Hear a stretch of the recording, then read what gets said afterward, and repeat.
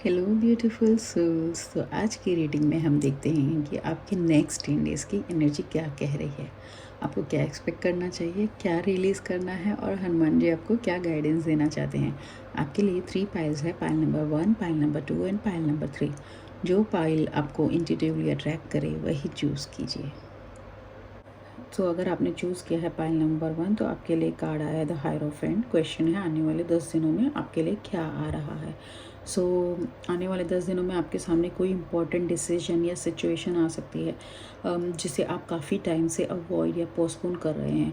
हो सकता है कि आपके सामने दो रास्ते दो रास्ते हैं और आप अभी तक श्योर नहीं हैं कि मैं किस डायरेक्शन में जाऊं, मेरे लिए क्या राइट रहेगा। लेकिन द हायरोफेंट का मैसेज है कि अब डिसीजन लेने का टाइम आ गया है।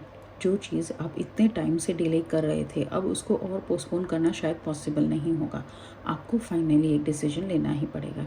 लेकिन यहाँ एक इम्पॉर्टेंट मैसेज है, डिसीजन जल्दबाजी में नहीं लेना है या फिर किसी एक्सट्रीम इमोशन में आके मत लेना।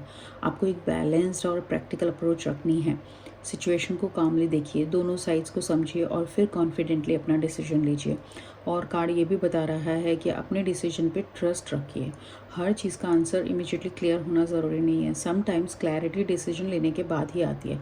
सो पाइल 1, अगर आपने किसी डिसीजन को काफ़ी टाइम से पोस्टपोन किया हुआ है तो नेक्स्ट 10 डेज़ में आपको उस सिचुएशन को फाइनली एड्रेस करने का पुश मिल सकता है।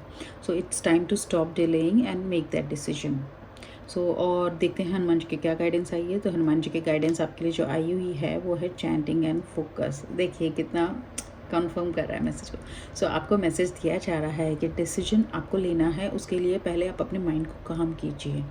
अगर आप भगवान या हनुमान जी या किसी भी डिवाइन एनर्जी में बिलीव करते हैं तो शांत होकर उनसे गाइडेंस मांगिए। आप सिंपली पूछ सकते हैं कि मुझे सही डिसीजन लेने में हेल्प कीजिए, मेरे लिए जो बेस्ट है वो मुझे समझने की क्लैरिटी दीजिए। फिर आंखें बंद कीजिए और अपने माइंड को काम रखिए, काम कीजिए और फिर फोकस कीजिए। आपका मैसेज है कि calm your mind, repetition and focus on a single goal will bring you peace. इसीलिए सबसे पहले देखिए कि इस सिचुएशन में आपकी प्रायोरिटीज़ क्या है या आपकी क्या प्रायोरिटी है, आपके लिए सबसे इम्पोर्टेंट क्या है। फिर शांत माइंड से अपने दोनों ऑप्शंस को एक एक करके देखिए। पहले ऑप्शन के बारे में पूछिए कि अगर मैं ये डिसीजन लेती हूँ तो मुझे क्या मिलेगा। फिर सेकेंड ऑप्शन के लिए भी सेम क्वेश्चन पूछिए। दोनों ऑप्शंस को ऑब्जेक्टिवली देखने के बाद बस एक लास्ट क्वेश्चन कीजिए कि इन दोनों में से मेरे लिए बेस्ट डिसीजन कौन सा है, और फिर उस क्वेश्चन को रिलीज़ कर दीजिए।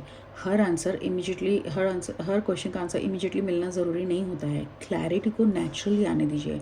आपको अंदर से एक डायरेक्शन या फीलिंग मिल जाएगी, मिल सकती है जो आपको समझने में हेल्प करेगी या फिर आपके लिए क्या राइट है। ठीक है कि समझने में हेल्प करेगी कि आपके लिए क्या राइट है। Pile 1, calm your mind, focus on your priority, ask for guidance and trust the clarity that comes. जय Shri Ram. Stay happy, stay blessed. अगर आपने चूज़ किया है पाइल नंबर 2 तो आपके लिए जो कार्ड आया वो है 7 ऑफ पेंटिकल्स।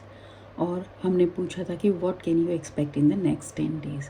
तो यहाँ मैसेज आ रहा है कि आपने किसी चीज़ के लिए काफ़ी टाइम से ज़्यादा हार्ड वर्क किया है, एफर्ट दिया है और अब आप उसके रिज़ल्ट का वेट कर रहे हैं। लेकिन लेटली शायद आपको लगने लगा है कि पता नहीं इसका आउटकम पॉजिटिव होगा भी या नहीं।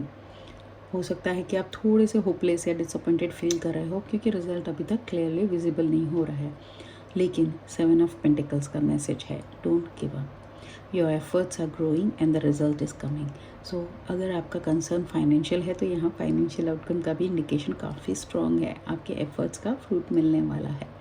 रिजल्ट्स शायद इमीडिएटली नहीं मिले बट स्लोली एंड स्टेडीली आ रहा है। जो प्रोग्रेस अभी विजिबल नहीं है वो एक्चुअली बिहाइंड द सीन्स हो रही है। आपको कहा जा रहा है कि डोंट लूज़ होप।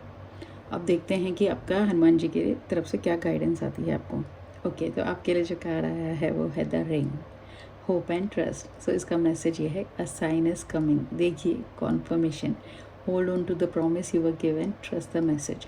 यानी बहुत जल्दी आपको कोई साइन या इंडिकेशन मिल सकता है कि जो आपको दिखाएगा कि प्रोग्रेस एक्चुअली हो रही है और आप जिस चीज़ का वेट कर रहे हैं वो वर्क कर रहा है। होप मत छोड़िए, खुद पर ट्रस्ट रखिए और इस मैसेज पे भी ट्रस्ट रखिए।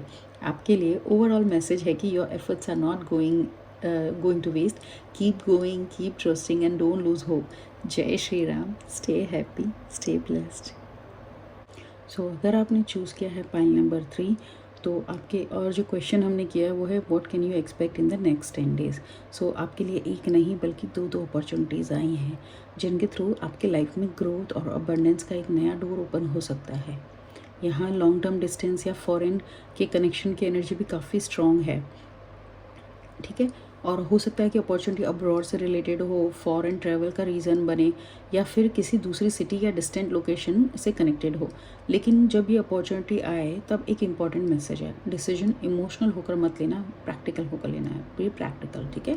आपको ये देखना है कि लॉन्ग टर्म में कौन सा option growth, security and stability और अबंडेंस देगा।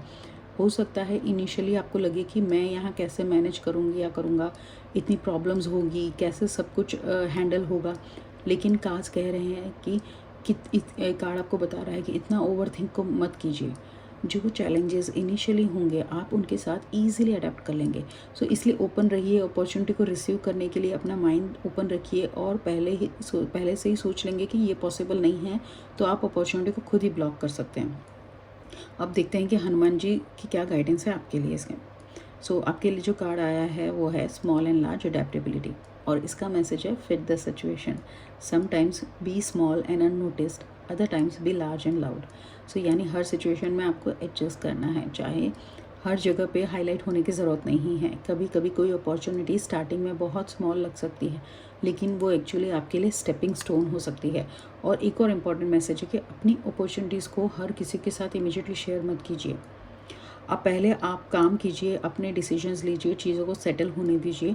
जब रिजल्ट सामने आ जाएगा तब नेचुरली सबको पता चल जाएगा।